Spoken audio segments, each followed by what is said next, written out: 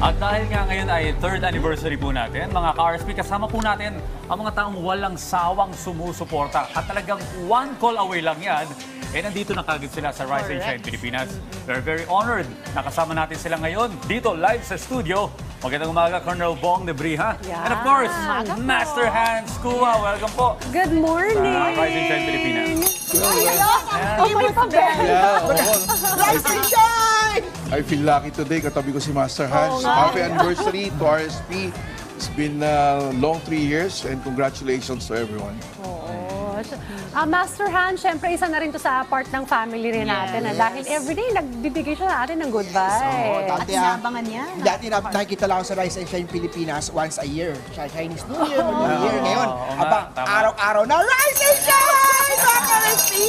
Oh yeah, thank you, Master Hans. Dahil po. unang-una, ang buong RSP siniswerte dahil sa'yo. Thank you Binigyan po. mo pa kami ng mga pampaswerte talaga. Alam niyo ba, inaabangan talaga ng RSP ni Master Hans ko yung Hansabi. Minsan may mga kasabay ako sa elevator o saan man. Master Hans, nanonood ako ng Hansabi mo. Ano daw yung lucky color daw doon. Minsan may nasabi pa, may na-late daw siya. Kasama ako sa elevator. Alam mo, Master Hans, dahil sa'yo na-late ako. Sabi ko, bakit naman po? Sabi niya kasi ang damit daw niya kanina, wardrobe daw niya kung nakakulay green. Ang sabi ko daw sa Rise and Shine Pilipinas, dapat orange daw ang suot niya. Iniba niya, nagpalit siya ng kanyang wardrobe ng damit niya, kaya na-late daw siya dahil kay Master Hans. Thank you po sa nanonood sa Hansabi dito po sa Rise and Shine Pilipinas. Alright, Lagi ayan. natin din Master Hans. Pero ito, naalala ko, going back to Colonel Bong, may isa tayong episode dito na pinagbalitan natin si Colonel Bong. Siya mismo yung may hawak ng camera, nagbe-video sa sarili habang naghahatid ng latest traffic situation at mga kaganapan sa kalsada. Kwento mo naman yan sa amin, Colonel Bong. I hope you remember that. Yes, I remember that. Actually, nag-ooperate kami somewhere in Quezon City. Tapos, I was talking to Miss Elena. Tapos sabi niya, wala yata akong mapapadalang reporter dyan.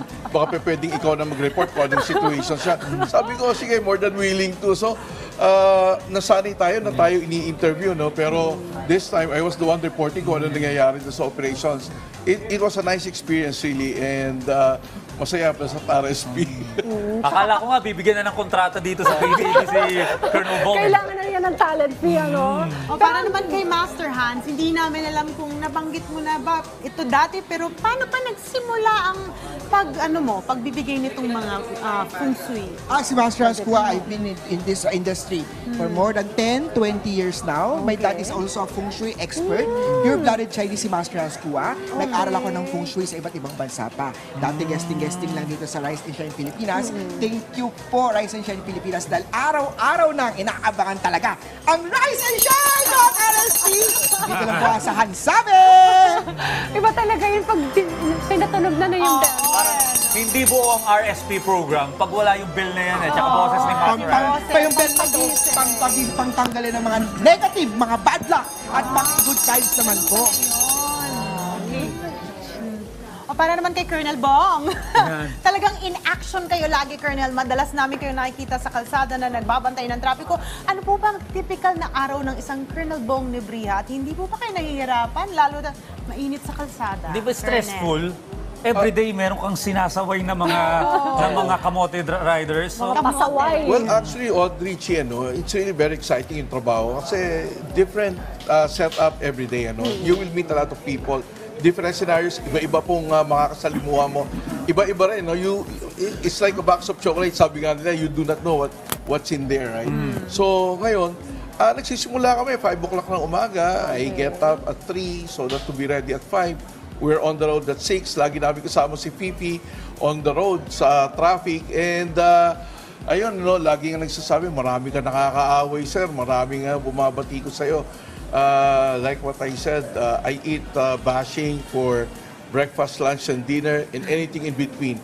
Because that only shows na pag ginagawa mo yung trabaho mo, may masisiyahan at meron ding hindi masisiyahan. oh, pero Colonel, ito kasi ang observation ko, kapag sa akin nangyayari yung ganyan, napapatrouble tayo sa kalsada, bad trip ka na magapon eh. Sira na yung araw mo. Pero sa'yo, everyday, every morning, everyday, inaalmusal mo ito. Yes. So ano naman ang naitutulong nito sa yung pagkatao, no? Well, ang self-satisfaction that I get from my work is the fact that you're making a difference on the road, you know. So, siguro yun na lang iniisip ko na hindi yung yung pagbabati sa akin, pero yung nagagawa mo talaga.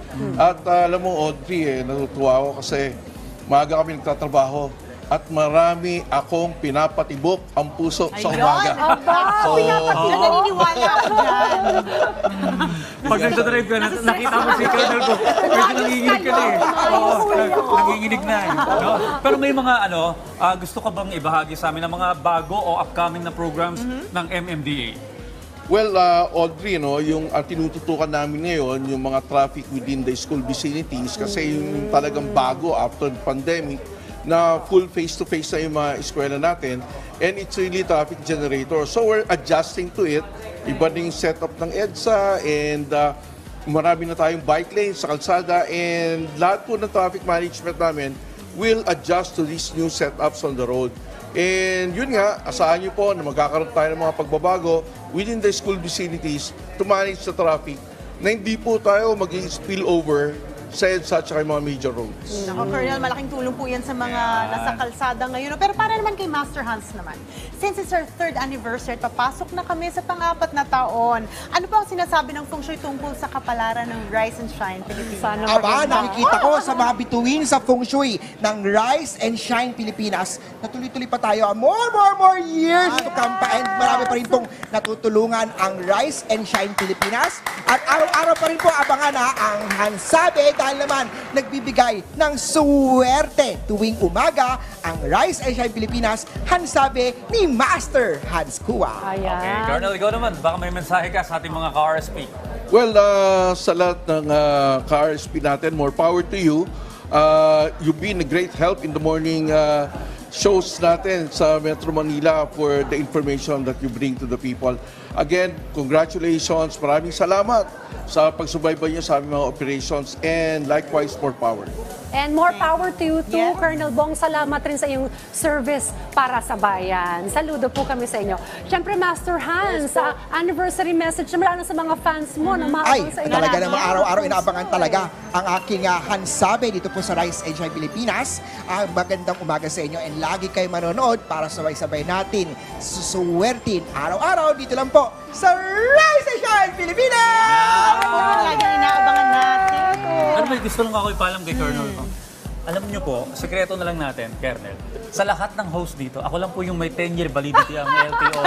Ikaw naman, grabe. Ano yan? secret Biggest lang yan, achievement secret na lang yan. natin yan. Tsaka lagi niyang sinasabi sa amin yan. Well, thank you again, Thank you. Alright. Colonel Bong and Master Hans. Thank you Salamat. po. It's my honor po. Thank you po. Thank you for supporting always itong ating morning show.